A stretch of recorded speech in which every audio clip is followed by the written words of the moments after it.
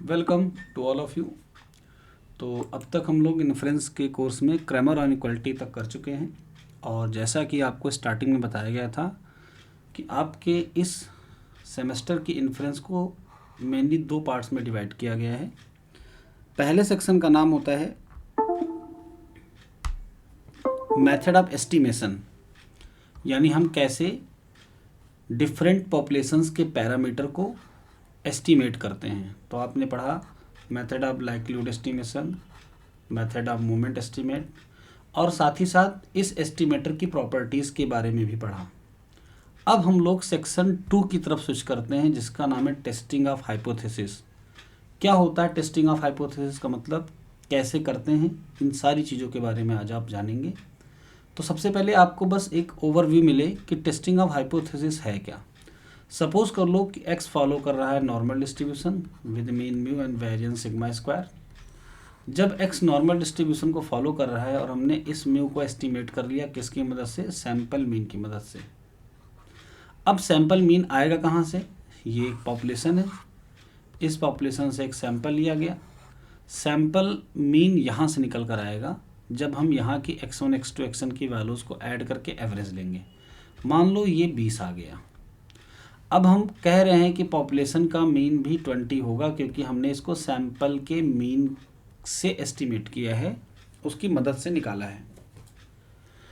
प्रश्न यह उठता है कि क्या ये वैल्यू सही है, अगर है तो कैसे चेक करें।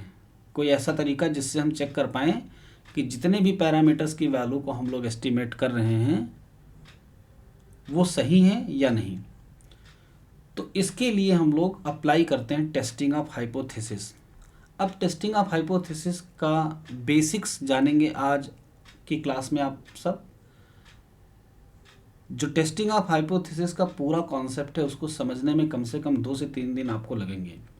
आपको करना क्या होगा कि जो कुछ भी आपको आज पढ़ाया जाए आप उसको नेक्स्ट क्लास के पहले रिवाइज ज़रूर कर लेना, इसलिए क्योंकि जब अगली क्लास होगी तो पुराना वाला उसमें सारा यूज़ होगा और जब भी कोई नया टॉपिक या नई चीज़ होती है तो उसको एब्जॉर्व करने में थोड़ा सा समय हमें लगता है।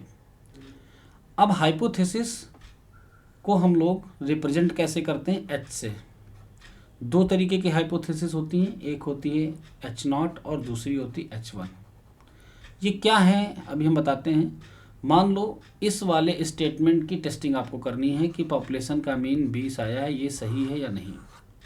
तो जिसकी टेस्टिंग हमको करनी होती है उसको हम रखते हैं H0 में। इसके अगेंस्ट मान लो ये गलत हो जाए, तो जब ये गलत होगा तो कुछ ना कुछ तो सही होना चाहिए, तो इसके अगेंस्ट हम रखते हैं दूसरी हाइपोथेसिस जिसको हम लिखते हैं नॉट इक्वल टू 20। तो जब हम टेस्टिंग प्रोसीजर अप्लाई करते हैं तो हो सकता हो कि ये एक्सेप्ट हो जाए। एक्सेप्ट होने का मतलब जो वैल्यू म्यू की 20 थी वो सही निकल गई। हो सकता हो ये रिजेक्ट हो जाए। जब ये रिजेक्ट होता है तो हम इस वाली को एक्सेप्ट करते हैं।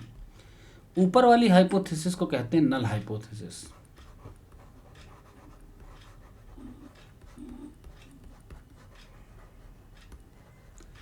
जब नल हाइपोथेसिस एक्सेप्ट या रिजेक्ट होती तो इसके हिसाब से हम दूसरी हाइपोथेसिस का डिसीजन एक्सेप्ट या रिजेक्ट करते हैं। मान लो ये रिजेक्ट हुई तो हम इसको एक्सेप्ट करेंगे। तो ये दूसरी वाली हाइपोथेसिस एक तरीके से अल्टरनेटिव है। अल्टरनेटिव का मतलब जब पहला वाला हमारा काम ना हो तो हम दूसरा रास्ता पकड़ लें, इसीलिए इसका नाम भी पड़ गया अल्टरनेटिव हाइपोथेसिस।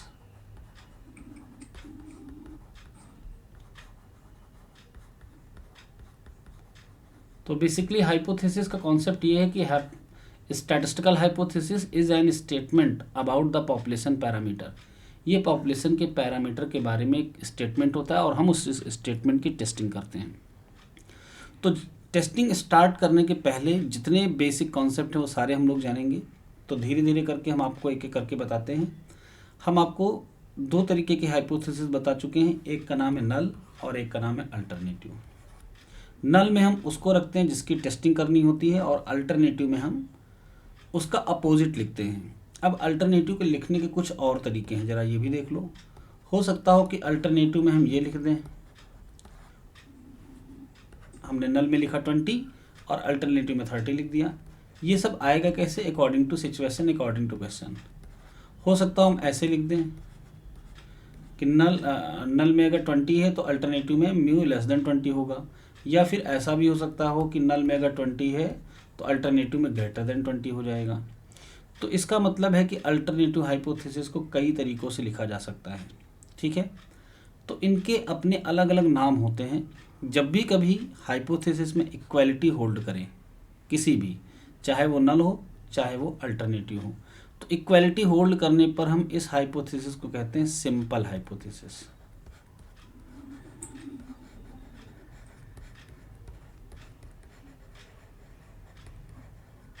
और अगर लेस देन आए, ग्रेटर देन आए, या फिर नॉट इक्वल टू आए, तो ऐसे सिचुएशन में हम इसको कहते हैं कंपोजिट हाइपोथेसिस। Composite hypothesis. तो ये 20 वाली कौन सी हो गई? सिंपल। ये 30 वाली कौन सी हो गई? सिंपल। ये कौन सी हो गई? कंपोजिट। ये भी हो गई कंपोजिट। और ये नॉट इक्वल टू वाली भी कौन सी हो गई? Composite.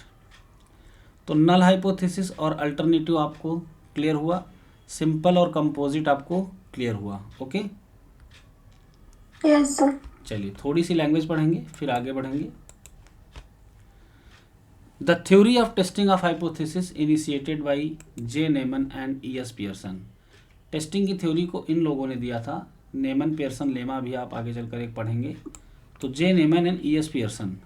Statistical hypothesis is a statement about the population of one or more random variables. एक या एक से ज़्यादा रैंडम वेरिएबल से बनने वाली पॉपुलेशन के बारे में एक स्टेटमेंट होती है, उसको हम कहते हैं statistical hypothesis on the basis of random sample. और ये हाइपोथेसिस किसके आधार पर लेते हैं? सैंपल के आधार पर। अभी हमने दिखाया आपको कि सैंपल में मीन 20 आया था तो हमने म्यू को 20 सपोज किया।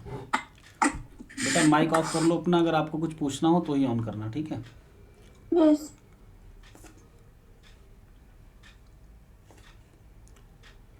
Random sample drawn from the distribution of one or more random variables on the basis of random sample drawn from the distribution। यानी ये हाइपोथेसिस हम कैसे बनाते हैं? जो भी हम सैंपल ड्रॉ करते हैं उसी की मदद से बनाते हैं। In other words, any statement about the population from which a given type of random samples x1 x2 xn may have been drawn is called a statistical hypothesis। दूसरे शब्दों में कहें तो any statement about the population from which a given type of random samples may have been drawn. यानी कोई भी statement population के बारे में जहाँ से एक सैंपल लिया गया हो is called a statistical hypothesis. उसी को हम कहते हैं statistical hypothesis. A statistical hypothesis is a declaration about the population. ये पॉपुलेशन के बारे में एक स्टेटमेंट या डिक्लेरेशन होता है on the basis of the random sample drawn from the population. यानी आप स्टैटिस्टिकल हाइपोथेसिस को कई तरीकों से डिफाइन कर सकते हो। अब आया simple statistical hypothesis. If the statistical hypothesis specifies the population completely. इसका क्या मतलब हुआ? अगर हमने लिखा H0 में कि म्यू की वैल्यू 10 है तो इसका एक ही मतलब हुआ कि म्यू की वैल्यू 10 है, ना तो इसका मतलब ये हुआ कि 11 है, 12 है, 9 है, 8 है। कोई और मतलब नहीं हुआ, एक ही मतलब हुआ। तो जब कभी भी हाइपोथेसिस में जो स्टेटमेंट हो वो पॉपुलेशन को कंप्लीटली स्पेसिफाई करें, then it is termed as simple statistical hypothesis. तो do you understand simple statistical hypothesis? Yes sir. ठीक है। मान लो ये लिखा होता म्यू ग्रेटर देन 10, तो ये कंप्लीटली स्पेसिफाई नहीं कर रहा। क्यों? क्योंकि अगर यहाँ पर हम 11 लिख दें तो ये भी सही है, 12 लिख दें तो ये भी सही है, 13, 14, anything which is greater than 10 सारी सही है। तो ये कंप्लीटली स्पेसिफाई नहीं कर रहा है, इसको कहेंगे composite hypothesis. If the statistical hypothesis does not specify the population completely then it is termed as a composite statistical hypothesis. आपको एग्जाम में कभी इनकी डेफिनेशन नहीं लिखनी है। एग्जाम में आएंगे वो क्वेश्चंस जो हाइपोथेसिस पर बेस्ड होंगे, ना कि बेसिक्स। ये बस इसलिए ताकि आप पढ़ने के पहले थोड़ा सा जान लो कि सब होता क्या है। ओके, चलो एक एग्जांपल के थ्रू आपको समझाते हैं। Let x1 x2 xn be a random sample taken from the normal distribution, then statistical hypothesis that mean of normal population is 10। मान लो एक सैंपल था n साइज का जो कि नॉर्मल म्यू सिग्मा स्क्वायर से लिया गया था, और अब इस केस में स्टैटिस्टिकल हाइपोथेसिस क्या है कि नॉर्मल का मीन है 10, it is denoted by H, hypothesis means H. अब नॉट का मतलब नल में जाएगी और H1 का मतलब अल्टरनेटिव में। तो अभी हम सिंपल पढ़ रहे हैं, H0 में लिख दिया म्यू इक्वल टू 10 और सिग्मा स्क्वायर नोन है हमको, यानी पता है, तो उसके बारे में कुछ नहीं लिखेंगे। तो यहाँ पर इक्वल टू है, इसलिए ये हो गई सिंपल हाइपोथेसिस। आगे देखिए, and the composite hypothesis is less than 10 हो जाए, या फिर मान लो कोई एक स्पेसिफिक वैल्यू H0 की हमको पता चल जाए, mu equal to mu not, तो लेस देन म्यू नॉट ये अल्टरनेट कंपोजिट हो गया, ग्रेटर देन म्यू नॉट ये कंपोजिट हो गया, not equal to mu not, यानी ये 2, 1 एंड 3 ये सब कंपोजिट हैं। ठीक है, म्यू नॉट मीन्स कोई एक स्पेसिफिक वैल्यू जो हमको पता हो, जिसको हम म्यू नॉट से रिप्रेजेंट कर रहे हैं। आगे बढ़ते हैं, test of statistical hypothesis. A test is a statistical hypothesis, a test of statistical hypothesis is a two action decision problem, यानी जब भी कभी हम हाइपोथेसिस को लेकर टेस्टिंग करते हैं तो हमको यहाँ पर दो तरह के डिसीजन मिल सकते हैं। कौन कौन से? After the experimental sample values have been obtained, जब हमने सैंपल वैल्यूज ड्रॉ कर ली हो। द टू एक्शंस बीइंग, हम क्या करेंगे, द एक्सेप्टेंस और रिजेक्शन, या तो हम कही हुई बात को एक्सेप्ट कर लेंगे या तो रिजेक्ट। मान लो हमने कहा मीन 10 है, ये एस्टिमेशन से आया है, अब या तो हम इसको एक्सेप्ट करेंगे या तो इसको हम रिजेक्ट करेंगे। ओके, ऐसा भी हो सकता है कि ये सही हो फिर भी ये रिजेक्ट हो जाए और ये गलत हो फिर भी ये एक्सेप्ट हो जाए। तो ऐसी परिस्थितियां भी आती हैं जब एस्टिमेट की हुई वैल्यू तो सही होती है लेकिन हमको उसको रिजेक्ट करना पड़ता है। कैसे, वो भी सारी चीज़ें आप धीरे धीरे आगे जानोगे। Okay, yes sir. ठीक है। Null hypothesis, statistical hypothesis tested under assumption is called null hypothesis, it is denoted by H0। जो भी हाइपोथेसिस हम टेस्ट करना चाहते हैं अंडर एजम्पशन, एजम्पशन मतलब जब हाइपोथेसिस अभी पढ़ेंगे तो हर हाइपोथेसिस के अपने कुछ एजम्पशन होते हैं। तो जो भी हाइपोथेसिस हम टेस्ट करना चाहते हैं, जिसकी हम जांच करना चाहते हैं, वो कहलाता है नल हाइपोथेसिस। ओके, और इसको हम डिनोट किससे करते हैं? H0 से। ओके, अल्टरनेटिव क्या है? Any statistical hypothesis which is against the null hypothesis, कोई भी ऐसी हाइपोथेसिस जो ऊपर कही गई बात का विरोध करे, अपोजिट साइड हो, against, is called the alternative. It is denoted bye H1 और इसको हम H1 से डिनोट करते हैं।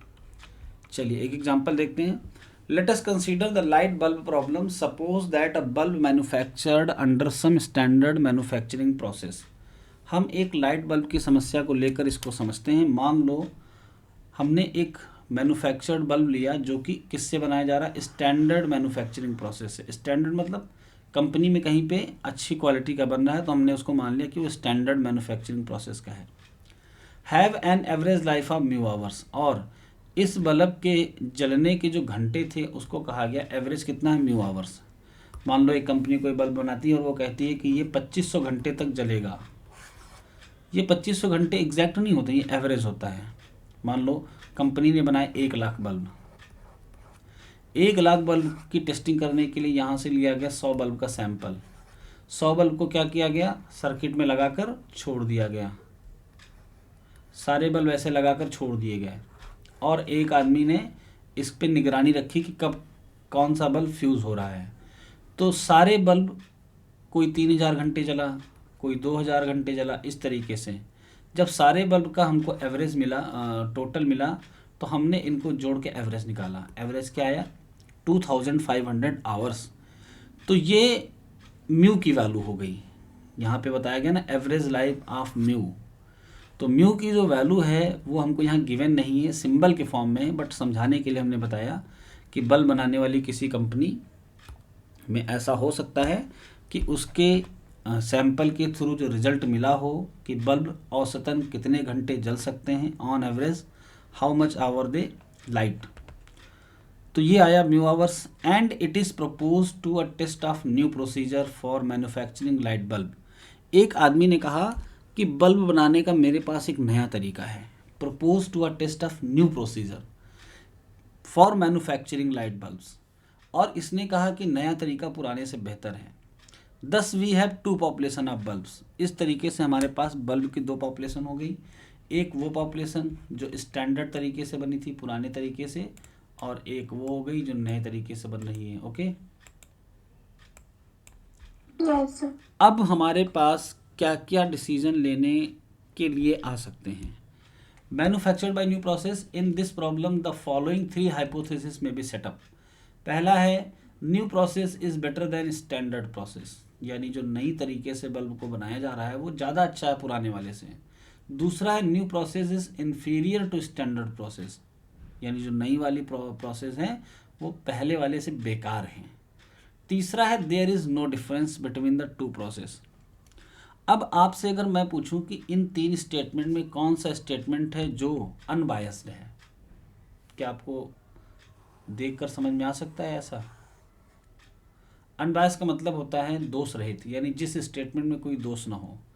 अगर दो लोग हमारे पास लेके आए बल्ब और ये कहें हमारा अच्छा, ये कहें हमारा अच्छा, हम कह दें तुम्हारा अच्छा है, तो हम इसकी तरफ इनक्लाइन हो गए, और अगर हम कह दें इनका अच्छा है तो इनकी तरफ इनक्लाइन हो गए। अगर हम ये कहें कि किसी का भी अच्छा हो सकता है, तुम दोनों का अच्छा हो सकता है, तो The ये third. थर्ड वाला। तो हम एच नॉट जब बनाते हैं तो हमेशा एच नॉट को कैसा रखने की कोशिश करते हैं? Unbiased. अनबायस्ड। इसीलिए एच नॉट में हम हमेशा इक्वल टू वाला स्टेटमेंट लेते हैं, ना तो लेस देन, ना तो ग्रेटर देन, ना तो not equal to. Okay, Yes, we sir. Are trying to take H not as simple hypothesis. हम हमेशा यही कोशिश करते हैं कि हमको एच नॉट सिंपल मिले। चलिए आगे बढ़ते हैं। The first two statements appear to be biased since we adopt the process of no difference stated in three. अगर हम एच नॉट में पहले दोनों को रखते तो वो बायस्ड हैं, कोई कह रहा पुराना अच्छा है, कोई कह रहा नया अच्छा है, तो हम सीधे सीधे किसको लेंगे एच नॉट में? थर्ड वाले को। Process of no difference stated in three, the statistician take the null attitude regarding the outcome of the test. Point to be noted, जब भी हम हाइपोथेसिस सपोज करते हैं, बनाते हैं, तो हमारा एटीट्यूड कैसा होना चाहिए? नल। Null. नल का मतलब किसी की तरफ नहीं जाना चाहिए, सिंपल रहना चाहिए, दोनों लोगों को सुनने का और एक्सेप्ट करने का स्टेटमेंट होना चाहिए। तो we are always try to take null hypothesis as simple. Okay, if the light bulb manufactured by the new process have an average life of mu not.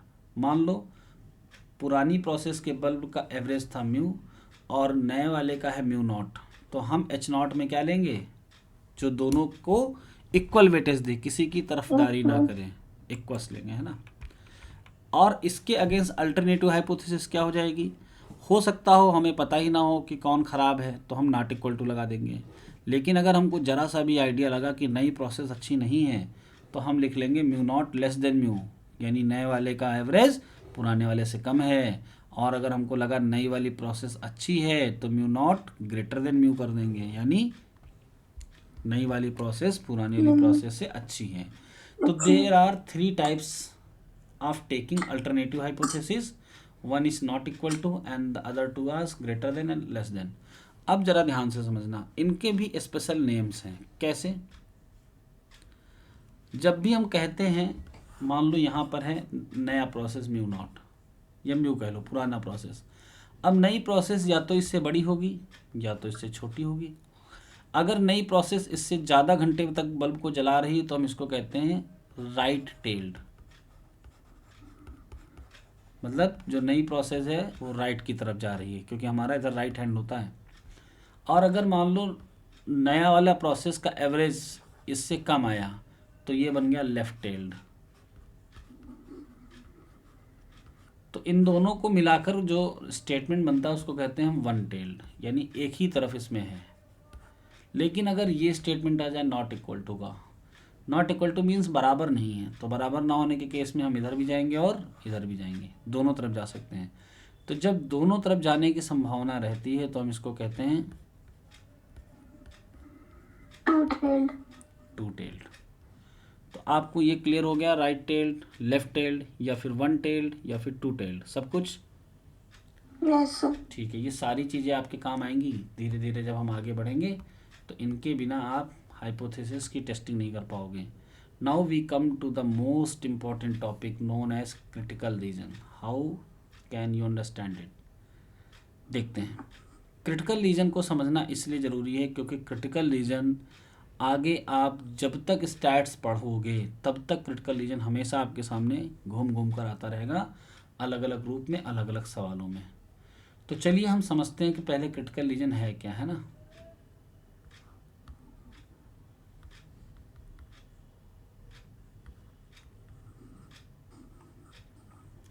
तो मैं आपको एक एग्जांपल के थ्रू समझाता हूँ, आप ध्यान से सुनना, समझ में आपको आएगा। What is critical reason?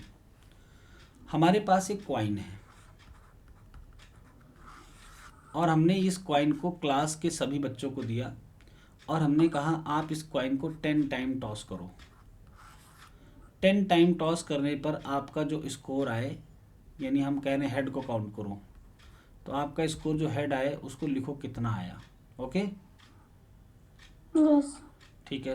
तो सबसे पहली चीज़ कि मिनिमम हेड कितने आ सकते हैं। जब 10 सिक्के हैं तो मिनिमम हेड कितना आ सकता है? 0। और 10 ही बार टॉस करने में मैक्सिमम हेड कितना आ सकता है? 10. किसी एक स्टूडेंट का हर बार हेड आ जाए तो यहाँ तक पहुँचेगा, और एक बार भी ना आए तो यहाँ तक पहुँचेगा। Okay, Yes. अब हम बात करने जा रहे हैं कॉइन के अनबायस्ड होने की। तो आप बताइए किसी भी कॉइन को अनबायस्ड कब कहेंगे? जब उसमें हेड के या टेल के आने की प्रोबेबिलिटी क्या हो जाए? 1/2. 1/2। 1/2 probability indicate that out of 10 there are 5 head and 5 tail. Okay, Yes, sir. यही तो 1/2 बताता है कि हेड का और टेल का आना बराबर है।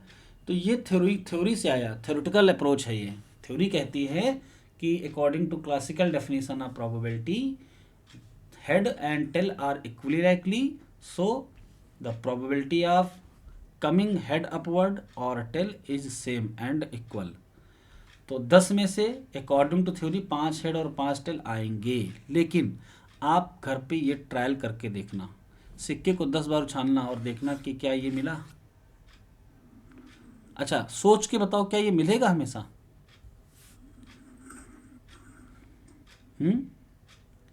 थ्योरी ने कह दिया। आप लूडो तो खेले होंगे, कभी लूडो खेलें कि नहीं? Yes, sir. लूडो के थ्योरी के अकॉर्डिंग हर एक नंबर के आने की प्रोबेबिलिटी 1/6 है। मतलब 6 बार पासा फेंकोगे तो एक नंबर एक बार आ जाएगा। आप लगातार 6 बार Yes. पासा फेंको, देखो क्या हर एक नंबर एक बार आ रहा है? ऐसा होगा कि कुछ नंबर एबे नहीं करेंगे और कुछ रिपीट हो जाएंगे, होगा ना। Yes, sir. जबकि थ्योरी क्या कहती है? 6 में से हर एक नंबर आना चाहिए अगर 6 बार हम फेंक रहे हैं तो होता क्या है, ये जितनी भी थ्योरीज हैं ये सब बनती हैं कब? जब हम किसी ट्रायल को बहुत ज़्यादा बार रिपीट करते हैं। तो 10 बार में ये हो सकता हो 5 5 ना आए, 6 4 आ जाएं, 7 3 आ जाएं, 8 2 आ जाए, मे बी केसेस बन सकते हैं। रिवर्स कर लो, हेड 2 टेल 8 हो जाए, हेड 6 हो जाए, हेड हो जाए 4 और टेल हो जाए 6, हेड हो जाए 3 और टेल हो जाए 7। तो कोई भी सिचुएशन हो सकती है। जब हम 10 बार उछालेंगे तो इनमें से कुछ भी हो सकता है। तो ठीक है, 5 बार आता तो हम ये कह देते कि कॉइन है अनबायस्ड और एक्सेप्ट कर लेते, कॉइन को एक्सेप्ट कर लेते, कहते अनबायस्ड है। लेकिन 5 बार तो आएगा ही नहीं, करके देखेंगे तब भी नहीं आएगा। तो कोई बात नहीं, नहीं आ रहा तो मत आए, लेकिन ये 5 से ज़्यादा दूरी पर भी नहीं होना चाहिए। मान लो हमने 5 हेड को यहाँ पर प्लॉट किया, अब हम कह रहे हैं कि अगर 4 हेड आ जाए, 3 हेड आ जाए, 6 हेड आ जाए, 7 हेड आ जाए, तब तक हम सिक्के को मानेंगे कि ये केवल चांस की वजह से हुआ है कि नंबर ऑफ हेड 3 4 आ गए हैं या 6 7 तक आ गए हैं। लेकिन जब किसी सिक्के पर 2 हेड आ जाए, 1 हेड आ जाए, तो ऐसा कैसे हो सकता है कि 10 बार उछालो और एक ही बार हेड आए? इसका मतलब क्वाइन में कुछ ना कुछ गड़बड़ी है। या फिर 8 बार आ जाए, 9 बार आ जाए। तो हम एक बाउंड्री बनाते हैं। हमने एक बाउंड्री ऐसे बना दी कि अगर क्वाइन पर 2 से लेकर 8 तक के हेड आए तो हम मानेंगे कि क्वाइन हमारा अनबायस्ड है।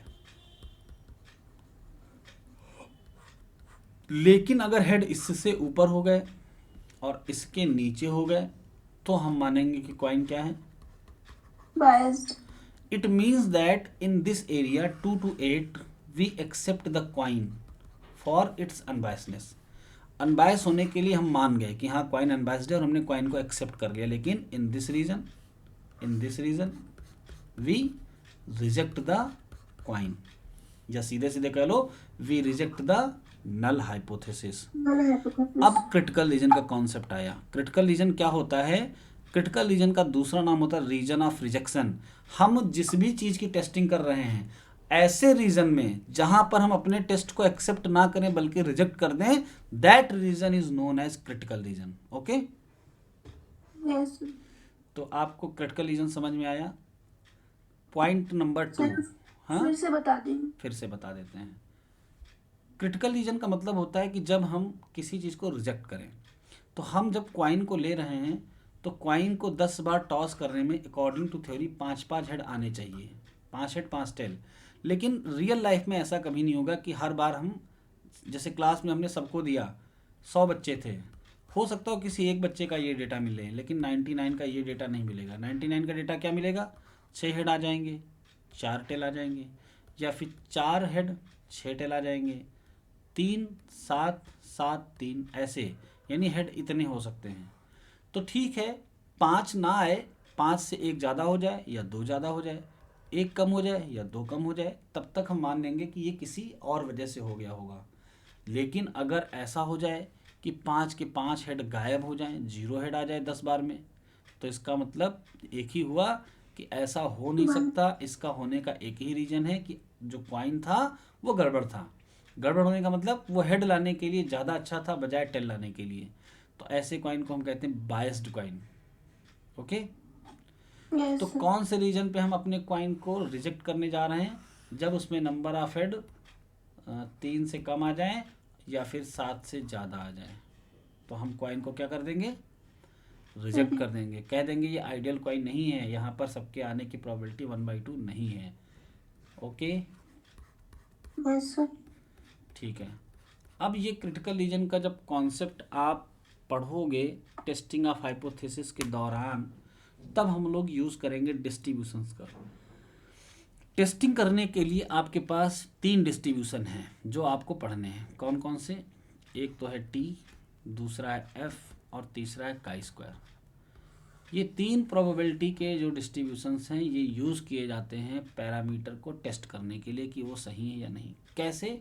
ये सब धीरे धीरे करके आप जानोगे, और जब आपको ये सारी चीज़ें पता चलेंगी तो आपको लगेगा कि ये तो बड़ा कॉन्सेप्चुअल है, इससे तो हम बड़ी आसानी हाँ, से। ये जो रिजेक्टेड रीजन होता है उसी को क्रिटिकल रीजन कहते हैं। बिल्कुल बेटा, जब हम अपनी हाइपोथेसिस को किसी ऐसे रीजन में जहाँ पर हम उसको रिजेक्ट करना स्टार्ट कर दें तो उसको कहते हैं रिजेक्शन रीजन। आप ऐसे समझ सकते हो, ये एक टोटल रीजन है, ये रीजन वो है जहाँ पर हम एक्सेप्ट करेंगे, ये रीजन वो है जहाँ हम रिजेक्ट करेंगे। तो जो रिजेक्ट करने वाला होता है हम इसको ओमेगा से डिनोट करते हैं और इसको नाम देते हैं critical region. Okay, yes, sir, अब क्रिटिकल रीजन अगर दोनों तरफ होता है तो हम उसको टू टेल्ड कहते हैं। एक तरफ होता है तो राइट टेल, इस तरफ होता तो राइट टेल, इस तरफ होता तो left tail. Okay, yes, sir, ठीक है। तो क्रिटिकल रीजन में आपको जो कुछ भी समझ में आया, धीरे धीरे ये समझ और बढ़ती जाएगी। ओके, yes, चलिए आगे बढ़ते हैं।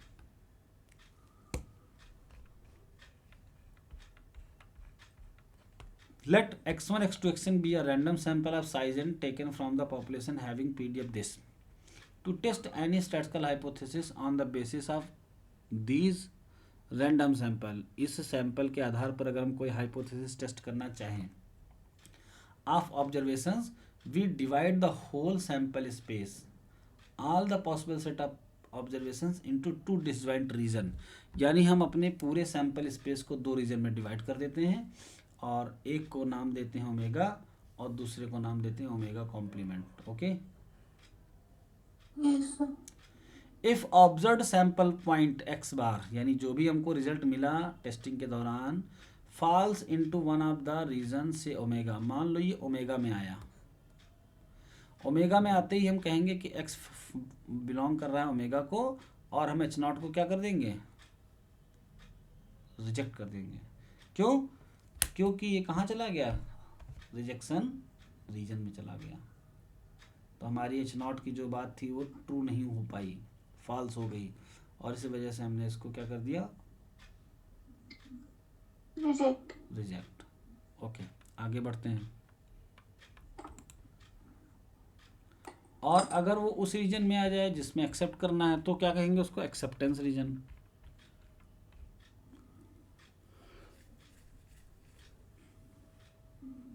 Omega bar is called acceptance region. अब हम आते हैं एरर के कॉन्सेप्ट पे। यहाँ तक किसी को कोई दिक्कत तो नहीं? आपने नल हाइपोथेसिस जाना, अल्टरनेटिव हाइपोथेसिस जाना, सिंपल एंड कंपोजिट हाइपोथेसिस के बारे में जाना, फिर आपने जाना क्रिटिकल रीजन के बारे में क्या होता है। अब हम जानेंगे स्टैटिस्टिकल थ्योरी में दो तरीके की एरर होती हैं, ये कैसे आएंगी इनको देखते हैं और समझते हैं, और फिर इनके रियल लाइफ एग्जांपल्स भी देखते हैं। ओके, तो हमारे पास दो हाइपोथेसिस हैं, एच नॉट और एच वन, और हमारे पास दो डिसीजन हैं, क्या, एक्सेप्ट का और रिजेक्ट का। ठीक है, मान लो हम एच नॉट को कर रहे हैं एक्सेप्ट, जबकि ये थी फॉल्स। एच नॉट गलत थी, फिर भी हम इसको एक्सेप्ट कर रहे हैं। तो जब किसी गलत चीज को एक्सेप्ट करते हैं तो स्टैटिस्टिक्स में इसको क्या नाम देते हैं, एरर। और अगर हम यही काम H1 के लिए करें कि H1 हो फॉल्स और हम इसको करें एक्सेप्ट, तो ये क्या कहलाती है, एरर। एग्जाम्पल से हम आपको इसको क्लियर करके बताते हैं कि कब ऐसा होता है कि हमारे पास एरर आएगी। ठीक है, चलिए ध्यान से सुनिए। सपोज हम मार्केट में गए सामान खरीदने, तो हम एक शॉप पे पहुँचे और हमने इसकी शॉप पे सामान देखना शुरू कर दिया। इसकी शॉप पे जो भी सामान था उसमें कोई कमी नहीं थी। कमी ना होने के बावजूद भी हमने इसका सामान ना लेके हम अगली दुकान पे स्विच कर गए, मूव कर गए। अब यहाँ पर हुआ क्या, ये जो सामान था ये एच नॉट था, ग्राहक आया था इसको लेने, यानी वो डिसीजन लेना चाहता था कि इसको एक्सेप्ट करें या रिजेक्ट करें, और उसने बिना किसी कमी के इस सामान को कर दिया रिजेक्ट। तो जबकि ये सामान था सही, तो जब भी किसी सही चीज़ को रिजेक्ट किया जाएगा तो क्या बनेगा, एरर बनेगा। ठीक है, इस तरीके की एरर को हम अल्फा से डिनोट करते हैं और टाइप 1 एरर कहते हैं। आपके पास दो हाइपोथेसिस हैं तो दोनों की एरर बनेगी। तो पहली वाली जो एरर है उसको अल्फा लिखते हैं और इसको हम कहते हैं rejecting H naught when H naught is true, यानी जब किसी ट्रू वाली हाइपोथेसिस को रिजेक्ट कर दिया जाता है तो ये बनता है टाइप 1 एरर, और इसको हम किससे डिनोट करते हैं, अल्फा से।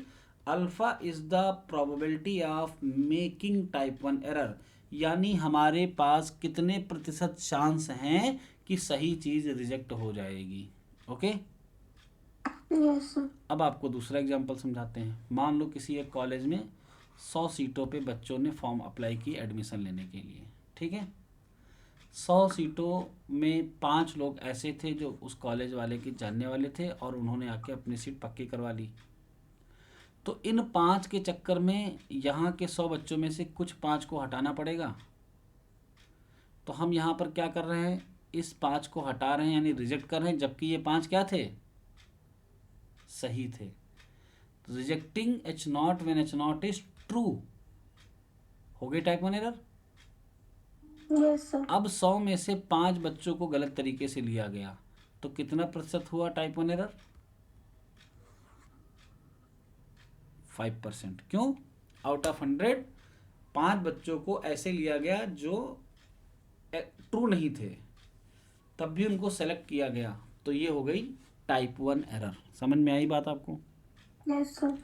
दूसरे टाइप की जो एरर बनती है वो बनती है दूसरी वाली हाइपोथेसिस H1 से। अब की बार हम क्या निकालते हैं, probability of accepting H naught when H1 is true, यानी अब की बार ट्रू H1 था और हमने किसको एक्सेप्ट किया, एच नॉट को। एच नॉट को।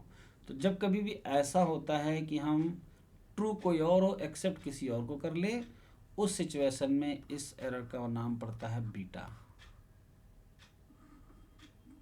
ओके। Yes sir. तो एच नॉट अगर ट्रू है उसको रिजेक्ट किया जाए तो टाइप 1 एरर, और अगर H1 ट्रू है उस किसी और को एक्सेप्ट किया जाए तो टाइप 2 एरर।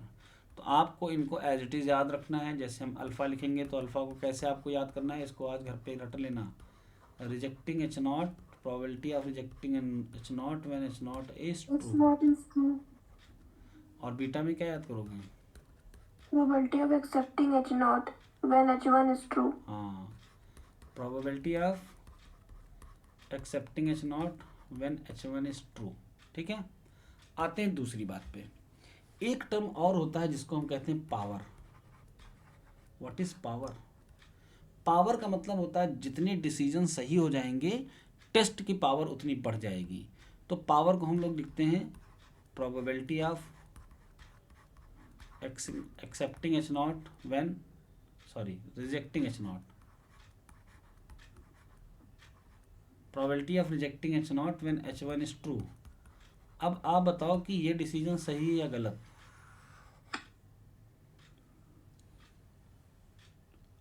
सही है सर। सही है। इस वजह से इसका नाम क्या पड़ गया? जब भी हम जितने पावर। डिसीजन सही लेंगे वो हमारा पावर बनता जाएगा, किसका? टेस्ट का। ठीक है। अब आपने देखा कि हमारे पास दो तरीके की एरर हैं, एक का नाम है अल्फा, एक का नाम है बीटा। ये दोनों तरीकों की एरर एक दूसरे से थोड़ा सा कनेक्टेड हैं, यानी किसी एक को बढ़ाते हैं तो दूसरा घट जाता है, दूसरे को बढ़ाते हैं तो पहला घट जाता है। तो कुछ ऐसा करें कि इनको हम एक साथ या तो घटाएं या फिर बढ़ाएं। तो ऐसा संभव नहीं हो सकता है कि हम दोनों एरर को एक साथ मिनिमाइज कर पाएं। तो फिर इससे बचने के लिए हम ये देखते हैं कि कौन सी एरर ज़्यादा सीरियस है। अब आप मुझे सोच के बताओ कौन सी एरर ज़्यादा सीरियस है, सही आदमी को रिजेक्ट करना या गलत आदमी को एक्सेप्ट करना? कौन सा ज़्यादा सीरियस है? गलत आदमी को एक्सेप्ट करना। गलत आदमी को एक्सेप्ट करने से सीरियसनेस कैसे आ गई? सही आदमी को रिजेक्ट करेंगे तो क्या होगा पता है? यस। उसका मन टूटेगा, सही आदमी को रिजेक्ट करने पर उसका दिल टूटेगा। फिर वो ऐसे कदम उठाएगा जो उसके लिए भी या जिसने रिजेक्ट किया है उसके लिए भी हानिकारक हो सकते हैं। तो type 1 error is more serious, ये बात आपको हमेशा याद रखनी है। ओके।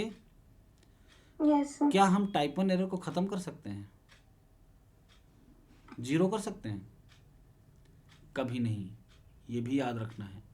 हम कभी भी एरर को ख़त्म नहीं कर सकते। होगी ज़रूर, थोड़ी सी ज़रूर होगी, कहीं भी जाओ कितना भी बड़ा सिस्टम हो एरर ज़रूर होगी। तो टाइप 1 एरर जब ख़त्म नहीं की जा सकती है तो हम इसको फिक्स तो कर सकते हैं। कैसे?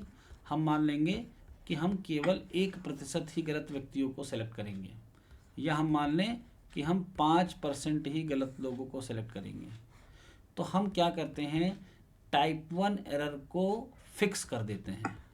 क्या कर देते हैं? फिक्स। और इसके फिक्स करने के साथ बीटा को मिनिमाइज करने की कोशिश करते हैं। क्यों? क्योंकि बीटा जितना मिनिमम होगा पावर उतनी ज़्यादा होगी। कैसे हम दिखाते हैं? पावर का ये फार्मूला था, अगर पावर का फार्मूला 1 से सब्ट्रैक्ट करके लिखें तो यहाँ रिजेक्टिंग की जगह पे क्या आ जाएगा? 1 से माइनस करोगे तो रिवर्स हो जाएगा। दो ही डिसीजन है, या तो एक्सेप्ट करोगे या तो रिजेक्ट। तो यहाँ था रिजेक्ट, 1 से माइनस किया तो हो गया एक्सेप्ट। अब ये क्या बन गया? टाइप 2 एरर यानी बीटा। तो पावर की जो डेफिनेशन बनी वो क्या बनी?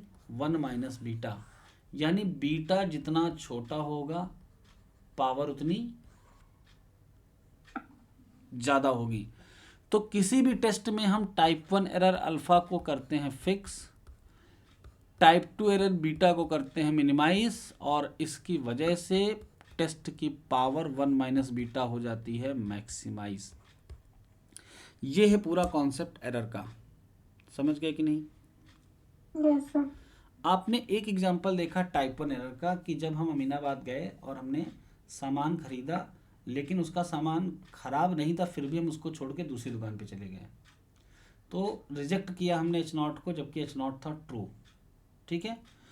अब ये Yes, बताओ sir. कि इस वजह से नुकसान किसका हुआ, कस्टमर का या शॉपकीपर का? Sir, customer. क्यों, कस्टमर का कौन सा नुकसान हुआ? उसके पास तो दूसरी दुकान थी, वो तो चला गया।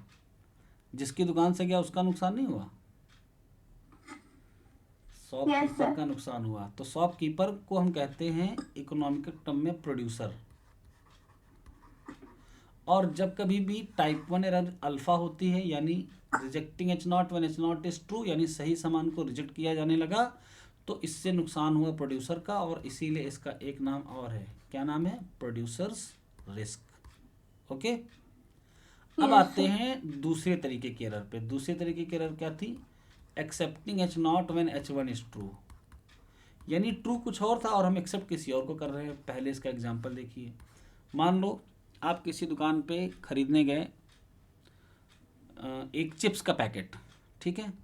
तो चिप्स का पैकेट जो था उसको चूहे ने काट दिया था। दुकानदार ने कहा कि अगर आप ये पैकेट खरीद लो तो हम आपको 1 रुपये कम का दे देंगे, 5 का है हम 4 रुपये का दे देंगे। तो कंज्यूमर ने कहा कि सस्ता मिल रहा है, हम इसको एक्सेप्ट कर लेते हैं, जबकि ये उसके लिए सही नहीं है, यानी ट्रू कोई और है लेकिन वो एक्सेप्ट किसी और को कर रहा है। ओके। Yes, sir.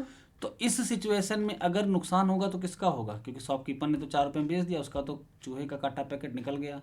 दिक्कत अगर Yes, इसको खाने से होगी तो किसको होगी? कंज्यूमर को। customer. तो कस्टमर को या कंज्यूमर को जब परेशानी हो तो उस तरीके की एरर में नुकसान कंज्यूमर का होता है, इसीलिए इसको हम किस नाम से जानते हैं? Consumer Consumer risk. Risk. Okay. तो alpha is known as producer's risk and beta is known as consumer risk. अब प्रोड्यूसर के रिस्क को हम फिक्स करेंगे और कंज्यूमर के रिस्क को मिनिमाइज करने की कोशिश करेंगे, क्योंकि हमारे लिए प्रोड्यूसर प्रायोरिटी पे, कंज्यूमर प्रायोरिटी पे है। कंज्यूमर हमेशा प्रायोरिटी पे रहता है, इस बात को याद रखना। दुनिया में जितनी भी चीज़ें बनती हैं सब किसको ध्यान में रखकर बनाई जाती हैं? कंज्यूमर को। Consumer. क्योंकि जब खरीदने वाला ही नहीं होगा तो बनाने वाला क्या कर लेगा? Yes. तो हम इसीलिए हमेशा इसको क्या करने की कोशिश करते हैं? मिनिमाइज, कि जितना कंज्यूमर का रिस्क मिनिमाइज होगा उतना ज़्यादा मार्केट के लिए अच्छा रहेगा। ओके।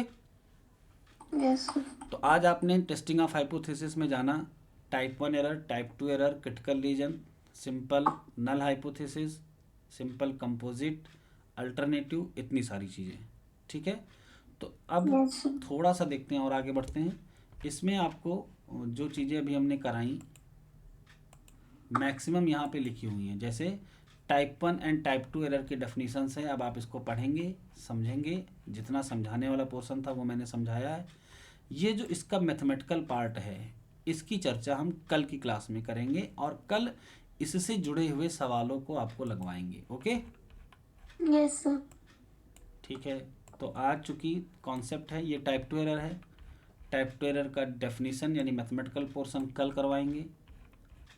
ये वो चार्ट है जो आप एग्ज़ाम में बनाना जब आपसे टाइप 1 टाइप 2 एरर पूछा जाए। ठीक है। यहाँ पर Yes, sir. डिसीजन है, क्या डिसीजन लेना है? या तो एच नॉट रिजेक्ट होगा या तो एच नॉट एक्सेप्ट होगा। सारे डिसीजन एच नॉट के रिगार्डिंग क्यों हो रहे हैं? क्योंकि हम टेस्टिंग जिसकी करना चाहते थे उसको कहाँ रखते थे? एच नॉट में, Null. नल में। ठीक है। यहाँ पे है ट्रू स्टेटमेंट, यानी कौन ट्रू है। हो सकता है एच नॉट ट्रू हो सकता है एच वन ट्रू हो। तो यहाँ पर देखिए क्या हुआ, एच नॉट रिजेक्टेड जबकि एच नॉट था ट्रू, तो बन गई टाइप 1 एरर अल्फा। ओके। यहाँ पर Yes, क्या हो sir. रहा है, एच नॉट रिजेक्ट हो रहा है जबकि एच वन ट्रू है। तो एच नॉट के रिजेक्ट होने का मतलब एच वन का एक्सेप्ट होना, तो ये डिसीजन हो गया करेक्ट। ओके। Yes, sir. इस पे आते हैं। यहाँ पे कह रहे हैं H naught is accepted, H naught is true, तो ट्रू को एक्सेप्ट करना correct decision. Yes, sir. But यहाँ क्या हो रहा है, एच नॉट एक्सेप्टेड जबकि ट्रू कौन है? H one. Let's तो see. ये हो गया type 2 error Type beta. 2 error. तो ये चार्ट अगर आप बनाते हो ना एग्जाम में तो आपके लिए अच्छा रहेगा और टीचर भी समझेगा कि हाँ बच्चे ने मेहनत की है। आते हैं लेवल ऑफ सिग्निफिकेंस पे। What is level of significance? अभी हमने आपको पढ़ाया टाइप 1 एरर। अब आप कहते हैं कि टाइप 1 एरर 5% हो, इसका मतलब ये नहीं होता कि 5% एरर करो, इसका मतलब होता है कि 5% मैक्सिमम कर सकते हैं। अगर 100 बच्चों को एडमिशन देना है, हमारे पास 2 ही बच्चे ऐसे आए जो किसी का सोर्स लेके आए थे, तो हमने 2 को दे दिया। तो 3 अभी कम है, तो क्या हम 3 को लाएंगे पकड़ के कहीं से? नहीं, छोड़ देंगे। No. इट मीन्स अल्फ़ा जब अपने मैक्सिमम लेवल पे रहे, टाइप 1 एरर जब अपने मैक्सिमम लेवल पे रहे, उसको हम क्या कहते हैं, लेवल ऑफ सिग्निफिकेंस। सिग्निफिकेंस। आप जरा डेफिनेशन पढ़िए। The maximum probability of making type 1 error, type 1 error के होने की अधिकतम probability, maximum specified in a test of statistical hypothesis is called level of significance. It is denoted by alpha. In practice, a level of significance of 0.05 और 0.01 is generally used. यानी practice में हम 0.05 या कह लो 5%, 0.01 या कह लो 1%, यानी अल्फा को हम 5% या 1% लेकर चलते हैं कि इतनी एरर होगी टाइप 1 वाली। Okay, yes sir. तो आपने लेवल ऑफ सिग्निफिकेंस भी समझ लिया। अब इसके बाद पावर का फॉर्मूला है और एक क्वेश्चन। तो अब हम अगली क्लास के स्टार्टिंग यहाँ से करेंगे, न्यूमेरिकल आपको करवाएंगे। तब तक आप क्या करिए, अब तक जितना भी आपने टेस्टिंग ऑफ हाइपोथेसिस में कॉन्सेप्ट पढ़ा उसको पढ़िए, दोबारा से रिवाइज करिए। आज की क्लास यहीं तक। थैंक यू, जय हिंद।